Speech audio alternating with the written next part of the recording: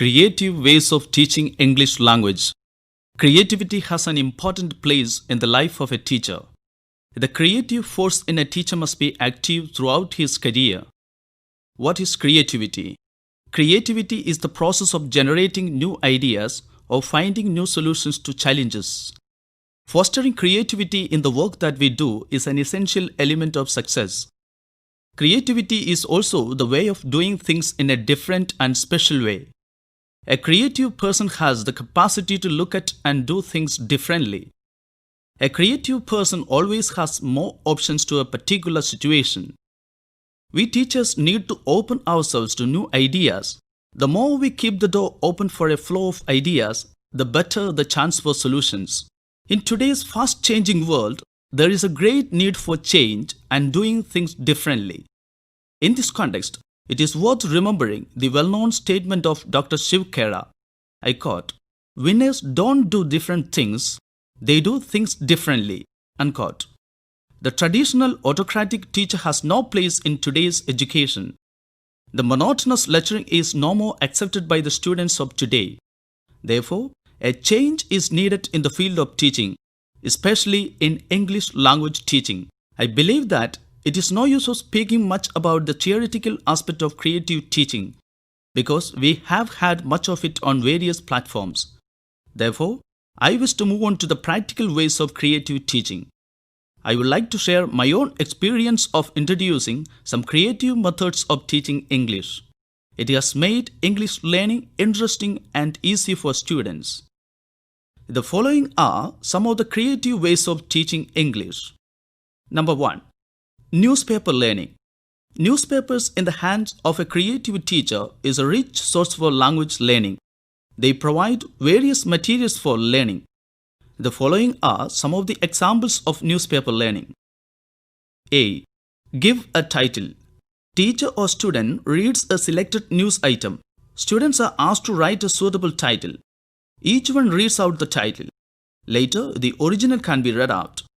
I noticed that some of my students came out with eye-catching titles that were better than the original ones. B. Writing a news report. Teacher gives the outline of a report from the newspaper. Students complete it with the necessary information and present it in the class. Later, if required, the original report could be read out for a comparative study.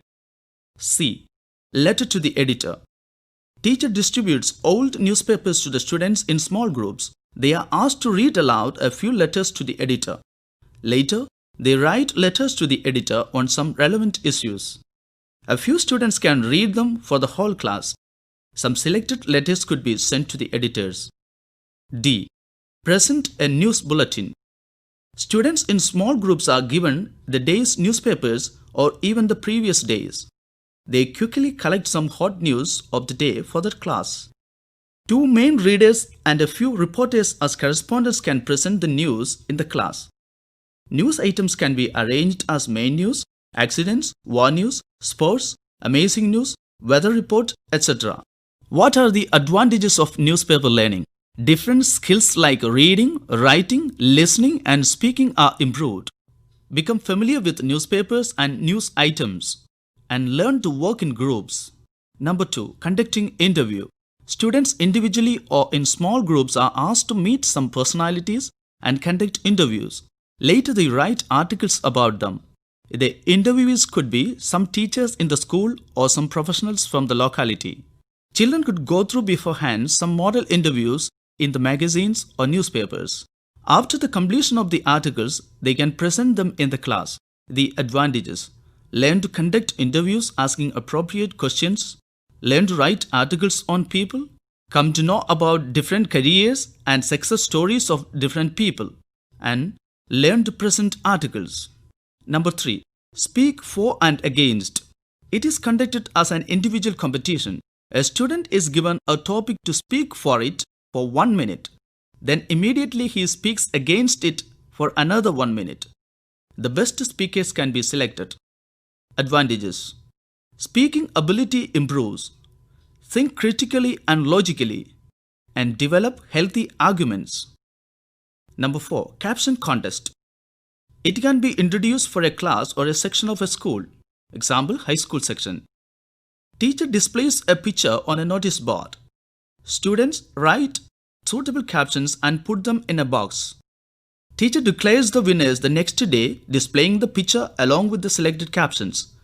It can be continued for a few weeks or months.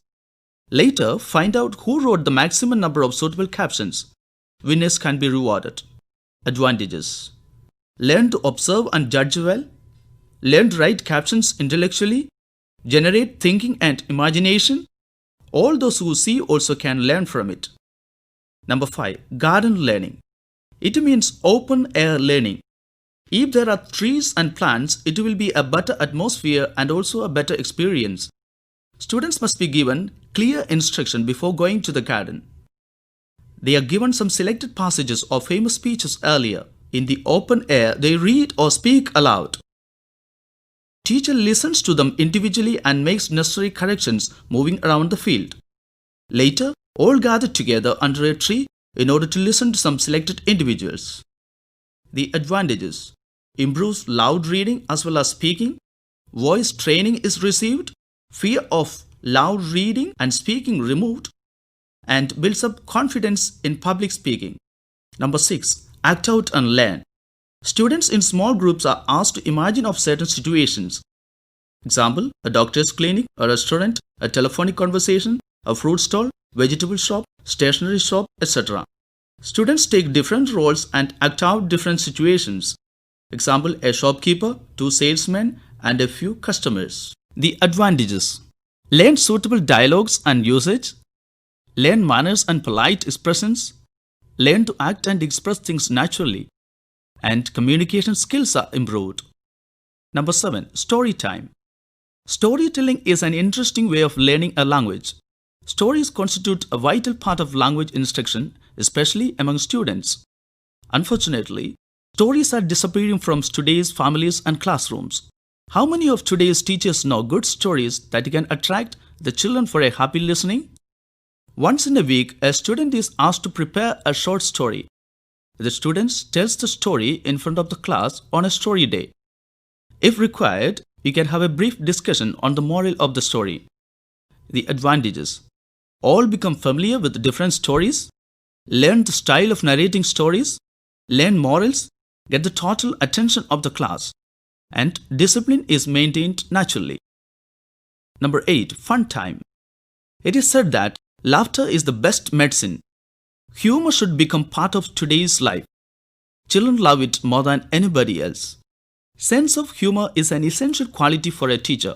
But if he or she is not blessed with this quality, at least it can be promoted. Teacher can allot some time in a week or a day as fun time. A few students are asked to collect good jokes for presenting in the class. The jokes can be read out or acted in the class.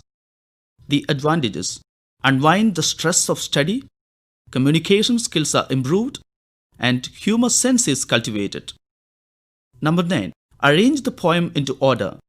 This is an interesting way to teach poetry. Teacher takes a few copies of a poem, then she cuts each copy into pieces, preferably according to stanzas or sections, and put them together in an envelope. Divide the students into small groups. Give one envelope to each group. In the allotted time, let them arrange the pieces into order to form the whole poem. This activity can be continued by asking each group their understanding and impression of the poem. The advantages: self-learning and understanding of the poem achieved. Better learning participation is gained. Different views about the poem are brought out. If we allow ourselves to be creative and imaginative, we can certainly find out many other interesting ways of teaching English language. Enacting cartoons, tongue twisters, spelling competition, skit, dramatization, audiovisual presentation, radio programs, video show, TV show, jam, debating, documentary preparation and presentation, etc. are only a few to add to the above list. All these ways of teaching can be modified and conducted according to the requirements, considering the types of students, their response, place and time available.